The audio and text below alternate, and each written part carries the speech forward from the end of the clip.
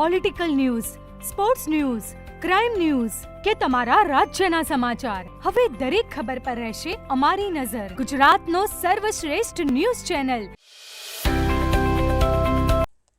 ચાણસ્માના પલાસર ગામે આવેલ પી.આર. પટેલ આર્ટ્સ કોલેજના મકાનનું ખાતમુહૂર્ત કરાયું.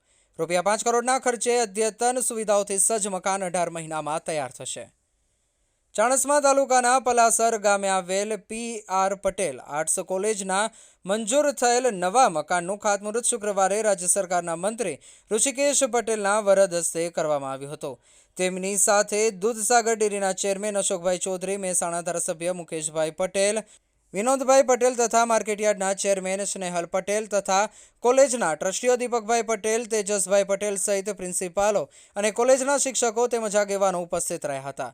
ખાતમુહૂર્ત કાર્યક્રમ દરમિયાન મંત્રી ઋષિકેશ પટેલે શાસ્ત્રોક્ત મંત્રોચ્ચાર સાથે વિધિવત ખાતમુહૂર્ત કર્યા બાદ તમામ મહાનુભાવોનું કોલેજની વિદ્યાર્થીનીઓ દ્વારા સ્વાગત ગીત રજૂ કરી આવકાર્યા હતા.